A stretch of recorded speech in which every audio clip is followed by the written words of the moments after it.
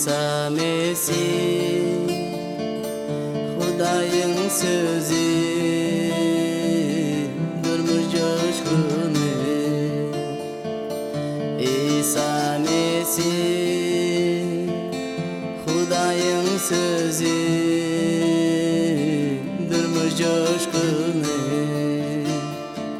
senin adında günem yuvuldu bütün kalbimi sana tapşırdım senin adında günem yuvuldu bütün kalbimi sana tapşırdım. Salam, məxrivan ildeşler. Hoş geldiniz bizim şugunki programmamıza. Men sizin şugunki programma qoşulup bilýäniňizde öğrenşat. Men her gepleşigimde sabırsızlyk bilen garaşýan. Sebäbi men şu programmaň üstü bilen siz bilen duşuşyp bilýän. Eger sizde geçen gepleşikler barada soralar ýa-da bellikler bolsa, siz hökman şu programmaň ahyryny görýän elektronny poçta üstü bilen bana hat ýollap bilersiňiz. Men hemişe sizden eşitmäge sabırsızlyk bilen garaşýan.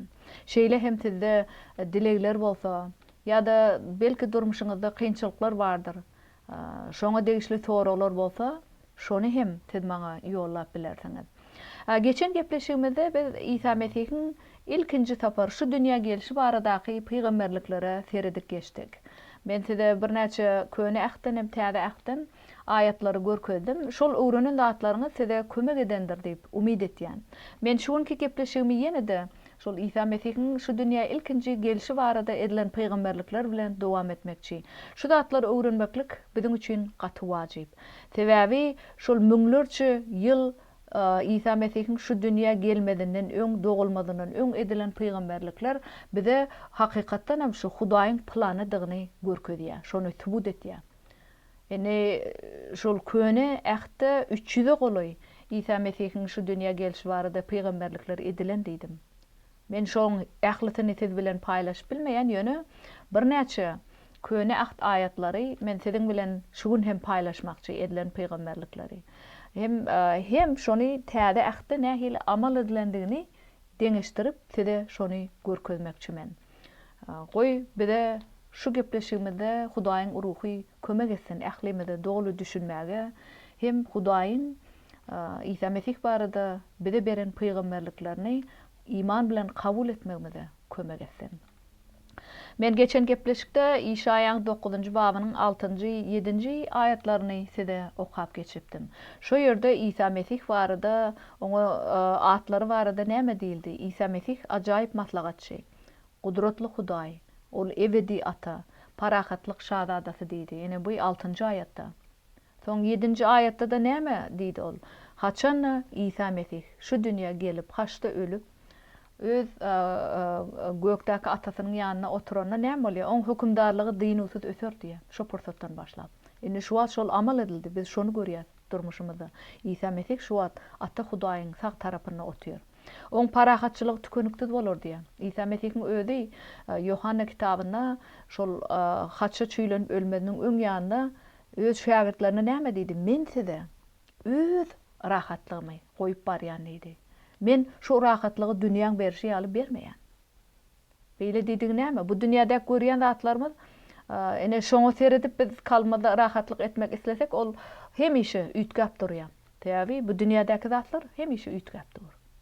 Ýöne Hudaý şol İsa Mesih men öz rahatlygymy size goýup barýan diýdigi ol tükönüksiz rahatlyk.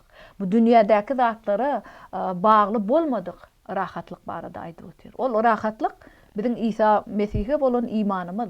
İsa Mesih'in hemme zady. Şu bizim durmuşymyzda bolup geçen ähli synaglary, kynçylyklary, gowlugy urjakdygy barada rahatlyk. İsa Mesih'in hemişe biz üçin Allah dedip on gözüniň hemişe bizim üstümizde digini subut etýän rahatlyk barada gurrun edip ötýär. Hem biz diýdik İşaýa şol 9-7-de İsa Mesih barada näme diýär? Dawudyň tagtyndan baqy berkarar eder olup öz paçalygyny hem oň paçalygy adalatlyk hem dogurluk bilen dowam eder diye. Biz şonu görýäs şu an. İsa Mesih dogruçul, adalatlygyň tarapdary, dogrulygyň tarapdary. Ol Dawudyň neslinden gelip çykdy. Öň Dawud padşah bolan Israilde indi şu wagt İsa Mesih hemişelik padşahlyk edip otur. Men diýdim şol ajaýyp maslahatçy diýmekdik. Bu näme?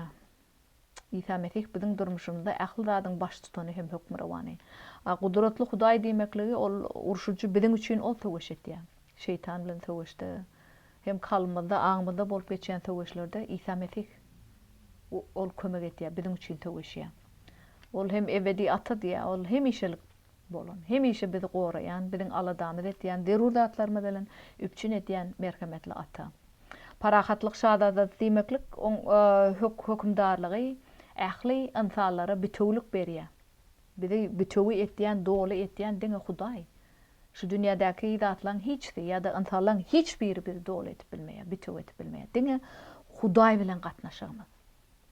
Ol şeýle hem şol parahatlyk şadada diýmeklik ol bize awadançylyk hem eşref getirýär. Gowluk isleýär biziň üçin. Gelin ýene Işaya peýgamberiň 7-nji babynyň 14-nji aýatyna seredi geçelim. Bu ýerde İsa Mesih'in şu dünya elkinci gelişi barada näme peýgamberlik edilýär.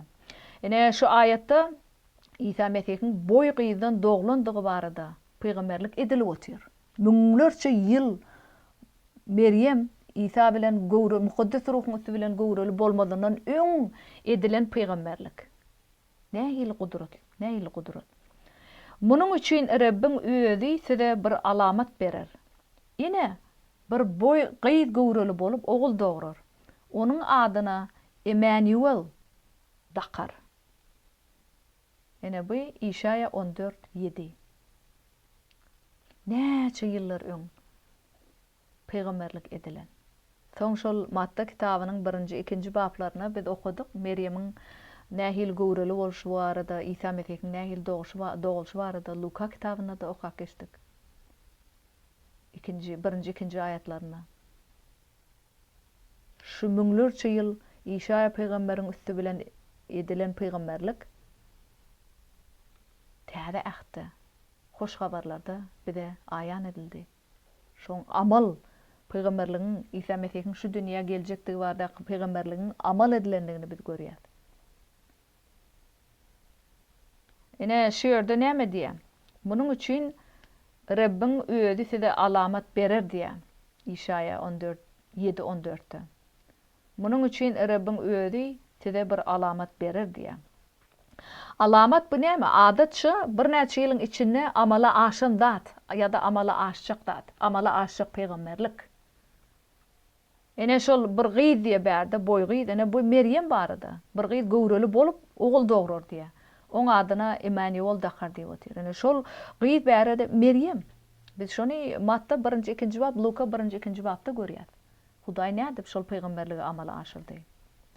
Ene Emmanuel oň adyna Emmanuel dakar diýär. Emmanuel diýmek ol Ýewreýleň diline Hudaý biziň bilen diýmekligi aňlatýar.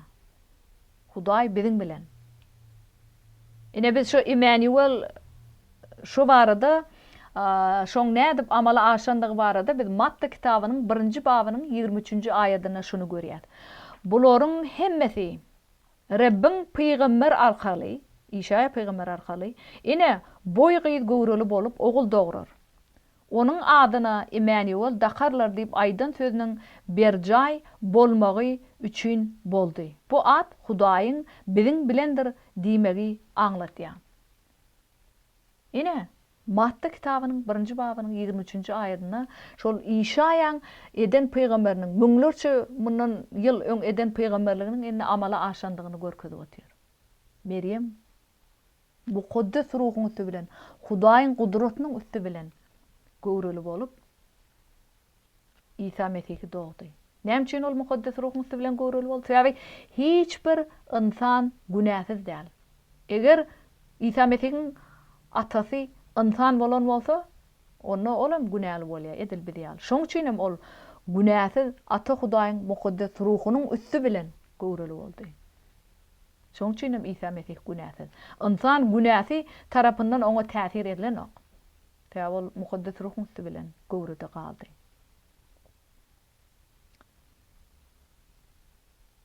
Ene nähili kudret. Peygamberlik amala açdy, berjay boldy. Täze ähde. Yine de köne ähde Mika peygamberi o nähil peygamberlik etdi şol İsa Mesih'in Beytullah'ımda doğuljakdygy barada peygamberlik etdi. Soň şonu biz Matta, Luka kitabynda şol hoş habarlarda hakykatdan hem İsa Mesih'in Beytullah'ımda doğulandygyny görýär. Şol köne ähde müňlerçe ýyl mundan öň edilen peygamberlikler amala aşyp otýar. Gelin häzir Mika 5:2 edip geçelim. Emma sen ey Beytullah'ım Efrat Yahuda uruglarynyň kiçesi bolsaň da senden çykar İsrailde meniň üçin hükümdarlyk etjek. Onun asly owaldan gadymdan bäri bardyr diýär. Ene nähili peygamberlik biz görýär bäde. Senden çykar İsrailde meniň üçin hükümdarlyk etjek diýär. On asly owaldan gadymdan bäri bardyr diýär. Ol insan padşahlary ýaly däl. Yani 30 ýyl 20 ýyl padşalyk etseň ýok bolup gitýär. Ýöne bärde şol Mika peýgamberiň üstü bilen on İsa Mesih'in etjek padşalygy owaldan ebede çelli. Bar bolan ebede çelli dowam etjek diýär. Ene şu bapda Beytullah'ımdan bir dolandırıcıynyň gelip çykjakçygy barada Mika peygamberlige dotýar. Hudaý oňa şu peygamberligi berdi. Ene Ýerusalemiň daşy gabalyp olar Babilona ýetir edilip äkidilýär şu ýerde, şu bapda.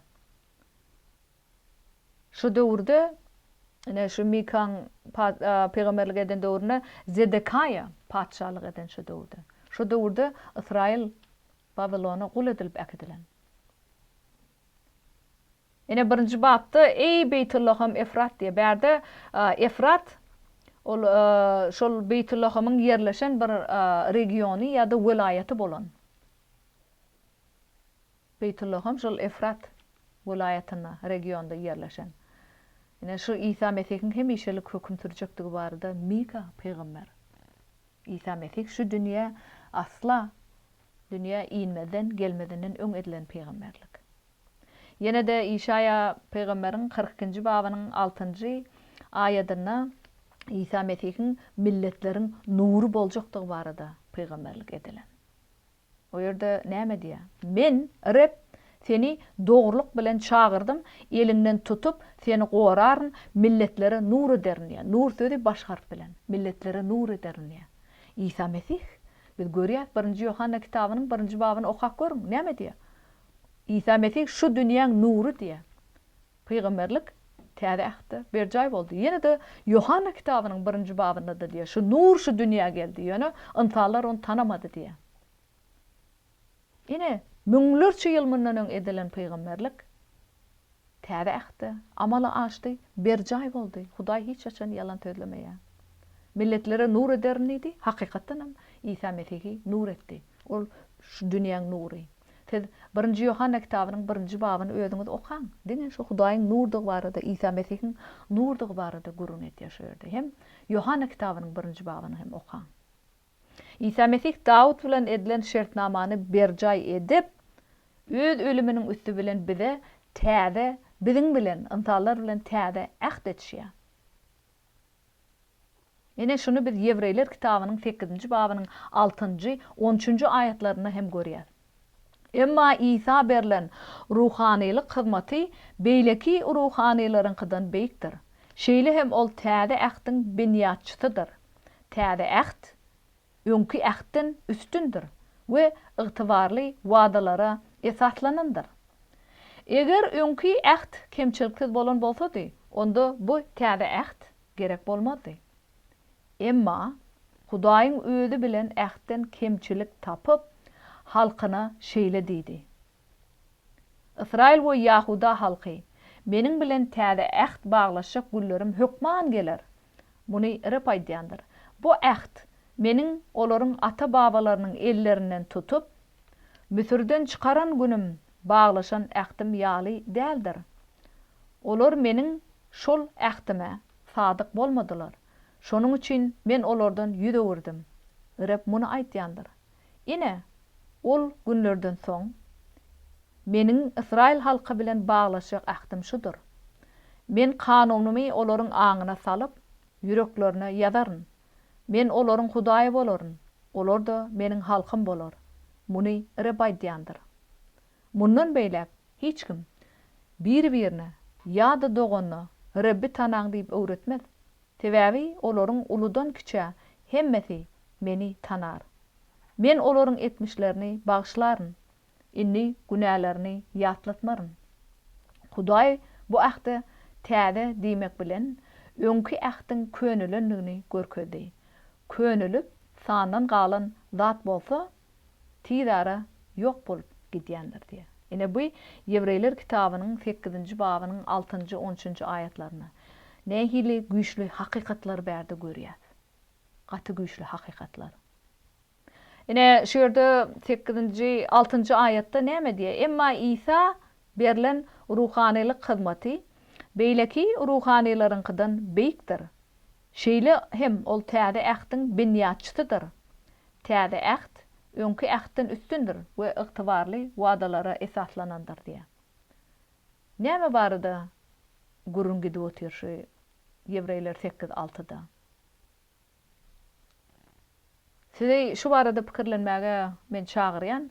Ene men size gysgaça düşündiriş berýän, ýöne özüňiz köne ahddaky ruhanylar barada köprek okan. Däbäbi İsa Mesih şu täze ahd boýunça kamil baş ruhani hökmünde suratlandyrylýar. Siz bilýäňiz köne ahda ruhanylar näde Hudaý bilen halkyň arasynda durup hyzmat etdiler. Şol ibadathanada günä eden ähli adamlar olar jaly gurbanlyklaryny getirdiler ýa-da çörek sadakasyny berdiler. Her hili sadakalar, gurbanlyklar barada köne ahda gurun edilýär. Siz bu barada Lewiler kitabynda da okap bilýäňiz. Şoňa özüňiz seredin, okan öwreniň şolar barada. Olar näde giýje günni ruhanylar şol halk bilen Hudaýyň arasynda durdular. Hudaýa hyzmat etdiler, şo gurbanlyklaryny olaň adından hökm edip ol edil olaň günäsini Hudaýyň öňüne ruhanylar getirdi. Ol hiç açan oturup bilmediler. Hemişe dik durup halka hyzmat etmediler. Etmelidiler. Täbi olar kamil gurbanlyk etip bilmediler. Bu janly hem olar insan. Diňe Hudaý İsa Mesih'in üstü bilen bize kamil gurbanlyk berdi. İsa'ň jany bizim üçin kamil gurbanlyk boldy. Hudaýyň öz ogly. Ýöne şu barada gurun etdi. İsa şu wagt şol ruhanylyk hyzmaty berildi. Şoň İsa Mesih'in ruhanylyk hyzmaty beýleki köne ahdaky ruhanylaryň hyzmatynyň beýikdir diýe. Näme üçin? Täbi men aýtşmaýaly köne ahdaky ruhanylar hemişe din usul işlemeldi. Täbi olar insan. Hemişe hiç günni işlemelidiler. Ýöne İsa Mesih öz janyny haçda bizim üçin bir gedek gurban etdi. Diňe bir gedek. Şol yeterlik boldy. Ol haçda şo ölmeniň öň ýanynda näme diýdi? Indi bu gutordy diýdi. Gutordy diýmek indi günä üçin insanlar bilen halkyň arasyndaky insanlaryň arasyna gatnaşygy dikeltmek üçin indi hiç zat gerek däl. İsa Mesih şonu dolup berjay etdi, ýerine ýetirdi. Öz janyny haçda bizim günälerimiz üçin gurban etmek bilen. Ol şol bizim geçen döwürde edilen günälerimiz üçin, şu günkü döwürde etýän günälerimiz üçin, gelecekde ediljek günälerin hem ählisini öz üstüne alıp olary haça çüýledi. Öz üstüne aldy. Şoň üçin ol indi bu gutordy diýdi, bu iş gutordy. Şoň üçin ol köne ahdaky ruhanylar ýaly hemişe ibadathanada dik durman, ol göge galdy, 3 günden soň dirilip ata Hudaýyň sağ gol tarapynda oturdy diýe ol. Teneger hemişe iş bolsa oturup bilmeýän, hemişe turup işläp ýördiň. Ýöne İsa Mesih ata Hudaýyň sağ gol tarapynda, sağ goluna oturdy. Täbi ol oturdy. Onda indi etmeli iş ýok. Ata Hudaýyň erkine amal etdi ol. Öz çeken ejirleriniň üstü bilen ata Hudaýa özüni tapşyrdy. Oňa boyun boldy. Hatta ölmek bilen boyun boldy. Ene Ýewreýler 8-de biz şonu görüp otyrys. Ol şu wagt biziň kamil baş ruhanymiz.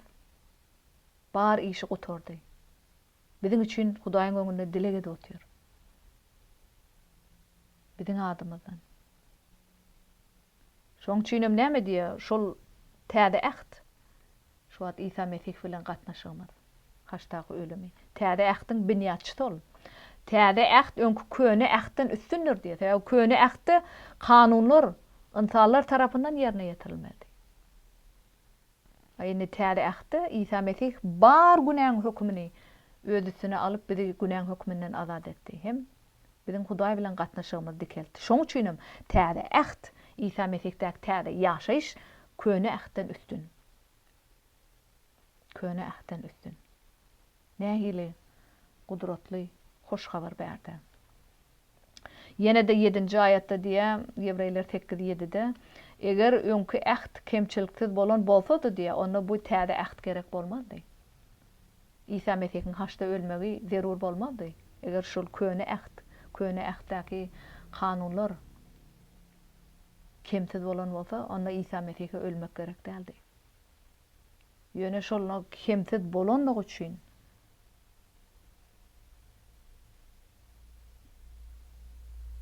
Isa Mesih özüni haçta gurban etdi. Yine de onu bärde 8-nji aýatda näme görýäs? Ene şu 8-nji aýat Yermeýa peýgamberiň 31-nji babynyň 31-nji 34-nji aýatlaryna aýdylan peýgamberlik edilen zatlar. Emma Hudaýyň özi ol ähtten kemçilik tapyp halkyna şeýle diýdi. Israil we Yahuda halky bilen meniň täze äht baglaşyk güllerim hökman geler. Muny rep aýdýanlar. Ene bu Yermeýa peýgamberiň 31-nji babyna peýgamberlik edilen. Men Israil Yahuda halky bilen täze äht baglaşyk güllerim geler diýip hökman geler diýip muny rep aýdýanlar diýär. Ene şol döwürde Yermeýa peýgamberiň döwrüne edilen şu peýgamberlik Ýebrey kitabynyň 8-nji babynyň 8-nji aýatyna şoň inni täze ähte amal bolandygyny bize görkezip otýar. Hudaýyň özi öňkü köne ähtten kemçilik tapdy diýär.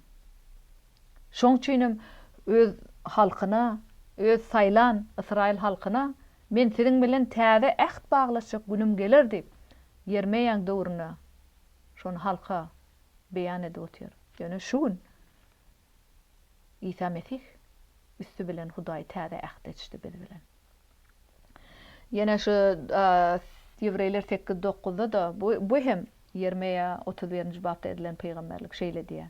Bu äht meniň olaryň ata-babalarynyň ellerinden tutup büsürden çykaran günüm baglaşan ähtim ýaly däldir. Olar meniň şol ähtime sadyk bolmadylar. Şonuň üçin men olardan ýüz öwürdim. Muny rep aýdýanlar diýär. Biz geçen gepleşiklerimizde siz bilen Hudaýyň Israil halkyna beren 10 tapşyryklary bardy. Gurrun edip geçdik. Ene şol 10 tapşyryk kaçan olara berildi? Kaçan olar Müsürdäki gulçulukdan azat edilenden soň olara şu tapşyryklar berdi. Sebäbi Hudaý olara täze durmuşy wada berip otyrdy. Şoň üçin olara öz täze durmuşyna, gulçulukdan azat edilen durmuşyna nähili ýaşamaldygy barada jekmejek tapşyryk berdi. Şu tapşyryk Musaň üstü bilen olara berildi. Ana şu tapşyrykda şol tapşyrygy berdi. Şu Ýebreyler 8:9-da şol gödeňinde tutulýar.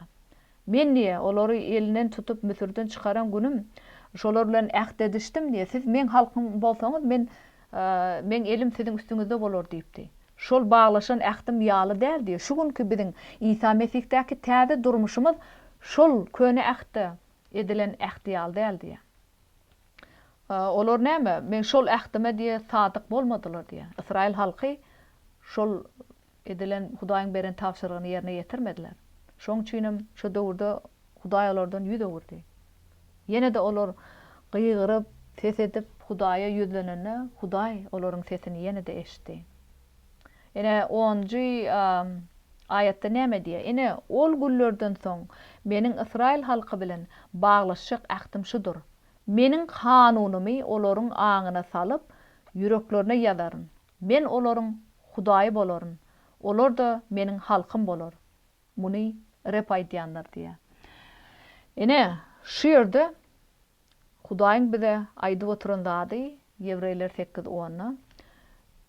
Ol günlerden soň, ol günlerden näçe köne ähdi, Hudaý tarapyndan berilen tapşyryk, hem Israýlyň Hudaý sadyk bolmadygy barada aýdylýan zatlar. Ene şu günlerden soň diýip şonu aýdyp otyr. Men Israýl halk bilen etjek baglaşyk ähdim şudur diýär. Men kanunumy olaryň aňyna salaryn, ýüreklerine ýazaryn diýär. Men olaryň Hudaý bolaryn, olar hem meniň halkym bolar. Muny erep aýtýandyr diýär. Ene şu aýat hem Yermeýe peýgamberin 31-nji babynyň 34-nji aýatyna Yermeýeň üstü bilen peýgamberlik edilen. Ýöne şu wagt şu Ýewreýler kitabynyň 8-nji babynyň 10-nji aýatyna biz görýäs şol amal boldy, şo peýgamberlik amal boldy. Hudaý şu ýerde berilen wadany ýerine ýetirdi. İsa Mesihiň üstü bilen. Şu wagt İsa Mesih öz mukaddes ruhunyň üstü bilen biziň kalbymyzda ýaşaýar. On kanunlary biziň aňymyzda ýatlatýar öz mukaddes ruhunyň üstü bilen. On kanunlary mukaddes sözi okamyzda mukaddes ruh şonu biziň kalbymyzda ýazýar öz mukaddes ruhunyň üstü bilen. Kalbymyzda saklaýar Hudaýyň sözüni. İsa Mesih biziň Hudaýymyz edil wada berýär. Biz hem on halky. Muny berde aýtýar erep diýe men aýdyp otyrym. Men sözüm. Hiç bir insanyň sözü däl diýär. İsa Mesih'däki durmuşymyz şu wagt täze ýaşaýyş, täze ähd. Şu täze ähde göre Hudaýyň kanunlary biziň aňymyzda salynıp ýüregimizde ýazylan.